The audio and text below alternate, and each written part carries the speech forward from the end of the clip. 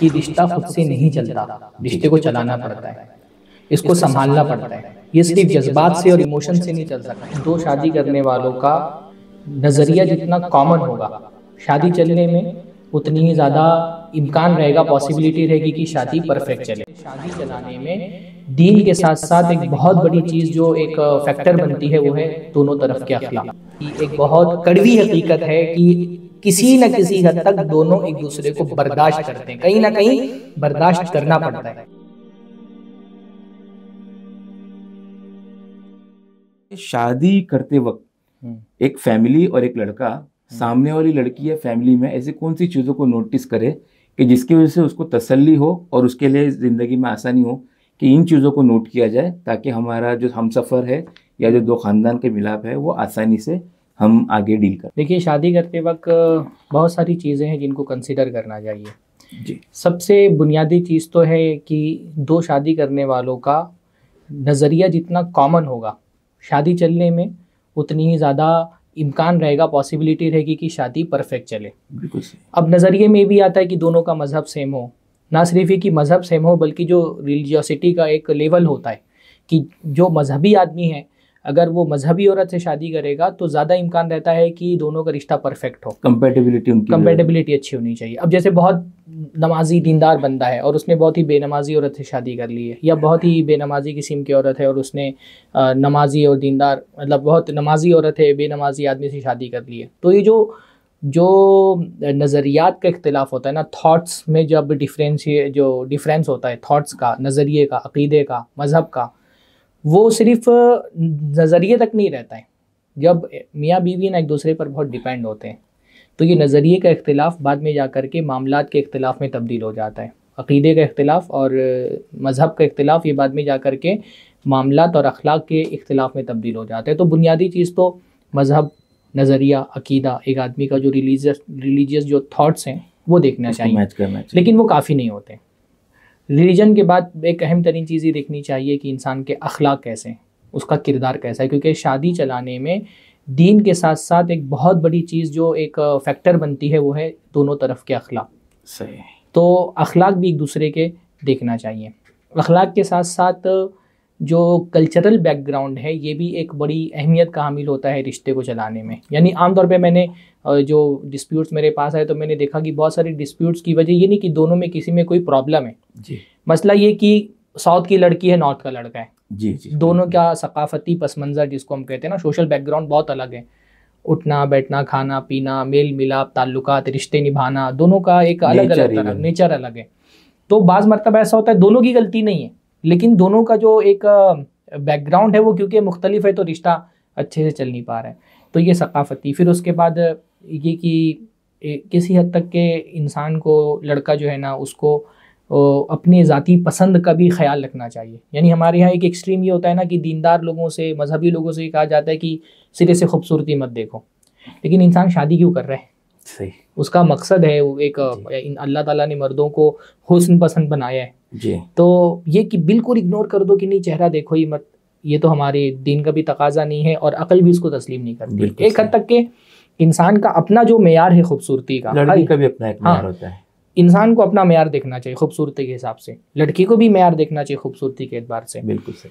और यही मामला माल का भी है कि एक लड़की का जो लाइफ स्टाइल है, जो उसके बाप के घर पे रहते हुए उसका बाप मेंटेन करता रहा है, तो लड़के को, उसको लड़के में ये देखना चाहिए कि मैं इस लाइफ स्टाइल को मेरा शौहर मेरी शादी के बाद मेंटेन कर पाएगा कि नहीं कर पाएगा, कितना परसेंटेज तक का मेल कर लेगा, ये भी देखना चाहिए। वो कितना जो है ना, वो इस मामले में वो कितना कॉम्प्रोमाइज कर सकती है, ये भी देखना चाहिए। अच्छा, ये मामला आमतौर पे औरतें, इन मामलात में लड़कियां उतना समझदार नहीं होती हैं, बाज़ मरतबा जज्बाती होकर के वो फैसला ले लेती, बाद में पछताना पड़ता है।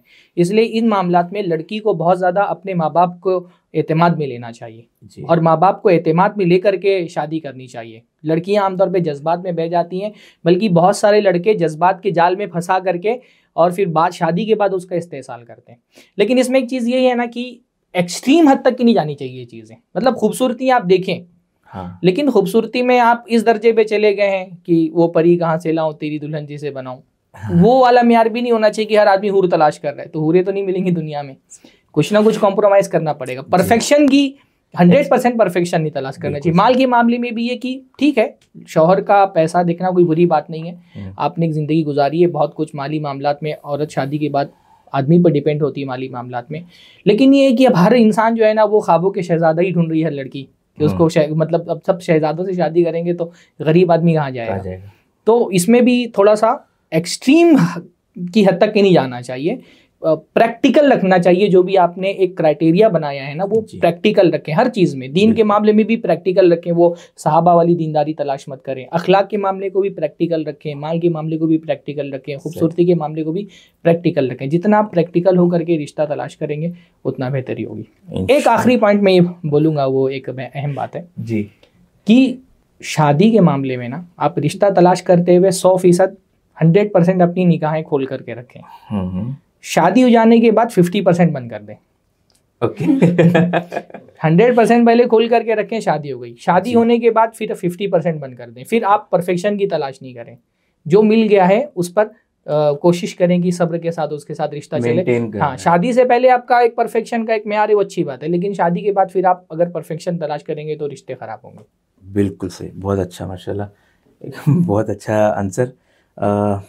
इससे काफ़ी गाइडेंस मिलेगा इंशाल्लाह हमको। शेख, आपने जो जवाब दिया उससे एक और सवाल निकल के आ रहा है, वो ये कि अब शादी हो गई है, जैसे आपने बताया कि शादी से पहले 100% आंखें खुली रखो और शादी के बाद 50% बंद कर दो।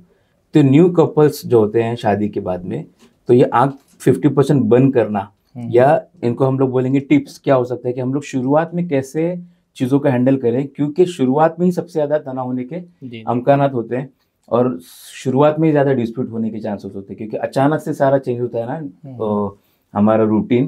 तो न्यू कपल्स के लिए हम लोग क्या कुछ 2-3 टिप्स ऐसे दे सकते हैं कि वो लोग हैंडल कर लें सिचुएशन को? देखिए, आज के दौर में जो नए शादीशुदा जोड़े होते हैं ना, उनको मैं पहली एडवाइस तो यही देता हूँ कि फिल्मों की दुनिया से बाहर आ जाएं, फिल्मों और नॉवेल्स की दुनिया से बाहर आ जाएं। प्रैक्टिकल लाइफ बहुत अलग होती है और वो जो अफसानवी दुनिया होती है ना फिल्मों की, वो बहुत अलग होती है जी।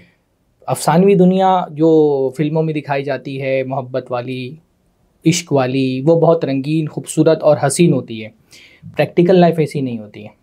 अफसानों की दुनिया में तो लड़का आसमान से तारे तोड़ के लाके आपके कदमों में बिछा रहा होता है जी, लेकिन हकीकत की दुनिया में तो उसको सुबह उठ करके नाश्ता लाना भी भारी पड़ता है सही। तो ये भी बहुत मसला ये होता है ना नए कपल्स में, ख़ासतौर पे आज के दौर में जो शादियाँ हो रही हैं ना, उसमें लड़की एक अलग शौहर का एक अलग तरह का ख्याल लेकर के जहन में आती है। वो जो उसने फिल्मों में देखा है, हीरो का किरदार जो उसने नॉवेलों में पढ़ा है, बातचीत हुई उसकी, हाँ, या शादी से पहले ना लड़की को पता होता है, ना लड़के को पता होता है कि शादी के बाद वो क्या बनने वाला है। सही है। तो वो जो ख्याल लेकर के आती है ना, जो एक्सपेक्टेशंस उसके होते हैं, जब वो शादी के बाद प्रैक्टिकल लाइफ में आती है ना, तो वो मैच नहीं हो पाता है और उसके लिए वो बहुत बड़ा सदमा बन जाता है। तो इसलिए अफसाने की दुनिया से बाहर आए। सही, एक चीज़ तो ये। दूसरी चीज़ ये है कि ये समझना बहुत ज़रूरी है कि रिश्ता खुद से नहीं चलता, रिश्ते को चलाना पड़ता है, इसको संभालना पड़ता है। ये सिर्फ जज्बात से और इमोशन से नहीं चल सकता है, इसमें दिमाग लगाना पड़ता है, अक्ल का इस्तेमाल करना पड़ता है, समझदारी दिखानी पड़ती है। आमतौर पे रिश्ते ख़राब होते हैं क्योंकि हम जज्बात से रिश्ता चलाना चाहते हैं, अपनी इमोशन से रिश्ता चलाना चाहते हैं, तो हम समझदारी नहीं दिखा पाते। जब समझदारी दिखाने का वक्त होता है तो जज्बात में बह जाते हैं जी। आपने जो कहा ना, ये शुरुआत में देखिए, पहले क्या है, शादी के बाद जो पहला मरहला होता है ना, जो एक वो हनीमून पीरियड जिसको बोलते हैं, वो तो बहुत खूबसूरत होता है जी।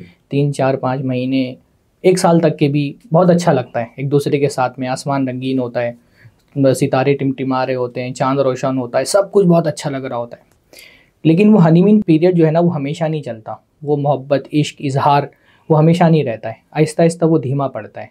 और उस हनीमून पीरियड के ख़त्म होने के बाद डिस्प्यूट वाला पीरियड शुरू होता है जी, जहाँ एक दूसरे के इख्तिलाफात सामने आते हैं, एक दूसरे के डिफरेंसेस सामने आते हैं और वहीं पर कॉन्फ्लिक्ट शुरू होता है। यही वो मरहला होता है जहाँ आपको रिश्ते को संभालना होता है। ये 6 महीने 1 साल के बाद शुरू होता है। वो जो कॉन्फ्लिक्ट वाला पीरियड है जहाँ पे आप एक दूसरे के साथ इख्तिलाफात सामने आए हैं, नज़रियात नहीं मिल रहे हैं, ये 1-2 साल तक का मरहला रहता है, ख़ासतौर पे जब तक बच्चे नहीं पैदा होते हैं तब तक के जी। उस दरमियान में अगर आप रिश्ता संभाल ले गए ना, तो उस पीरियड के बाद शुरू हो जाता है अंडरस्टैंडिंग वाला पीरियड। अंडरस्टैंडिंग का मतलब मियाँ बीवी एक दूसरे को बर्दाश्त करना सीख जाते हैं ये थोड़ी सी बात अजीब लगेगी, Training जिनका हो निकाह जाती नहीं है। हुआ है, खासतौर पे जो इश्क मोहब्बत की कहानियां सुनते हैं ना, उनको लगता है हमारा उनका मिजाज तो बहुत मिलता है, हमारे साथ ही मसला कभी नहीं होने वाला। लेकिन ये शादीशुदा ज़िंदगी की एक बहुत कड़वी हकीकत है कि किसी न किसी हद तक दोनों एक दूसरे को बर्दाश्त करते हैं, कहीं ना कहीं बर्दाश्त करना पड़ता है। और जिसके अंदर कुव्वत बर्दाश्त नहीं है, जिसके अंदर लचक नहीं है ना, वो टूट जाएगा। लेकिन नबी ने फरमाया ना कि औरतें जो है वो टेढ़ी फिसली की तरह होती हैं, आप उनको ताकत लगाओगे तो वो टूट जाएंगी। सही है। तो बर्दाश्त सीखना पड़ता है, बगैर बर्दाश्त के रिश्ते नहीं चलते हैं। अपनी ईगो को मारना पड़ता है, अपने नज़रियात को मारना पड़ता है, अपनी राय को दबाना पड़ता है। और ये किसी एक तरफ से नहीं होता है, ये दोनों तरफ के लोगों को करना पड़ता है। कि कभी लड़के को भी करना पड़ता है, कभी लड़की को भी करना पड़ता है। बल्कि हमारी सोसाइटी का जो हाल है उसमें कभी कभी सोसाइटी की वजह से दोनों को करना पड़ता है। जी। तो ये जो बर्दाश्त सीख लेता है, जब जिस चीज़ में लचक होती है ना, वो टूटता नहीं है। तो रिश्ते को संभालने के लिए एक दूसरे के अंदर लचक लाना ज़रूरी है, एक्सपेक्टेशंस कम करना ज़रूरी है। शौहर को समझना चाहिए कि बीवी कोई रोबोट नहीं है। हमारे यहाँ आमतौर पे डिस्प्यूट में ज़्यादा बड़ा मसला ये होता है कि शौहर समझते हैं बीवी एक रिमोट है और उसका रिमोट कंट्रोल मेरे हाथ में, और मैं जैसा बटन दबाऊँ वैसा चले, तो ऐसा नहीं होगा। उसके भी अपने, वो इंसान है, उसके भी अपने नज़रियात हैं, ख्यालात हैं। और बीवी को भी समझना चाहिए कि शौहर जो है वो कोई खिलौना नहीं कि आपने चाबी भर दी वो चलता रहेगा। तो जब बर्दाश्त करना सीख जाते हैं एक दूसरे को ना, और जितना आप इंसान लचक दिखाते हैं दोनों तरफ से, उतना रिश्ते के कामयाब होने का इम्कान रहता है। माशाल्लाह।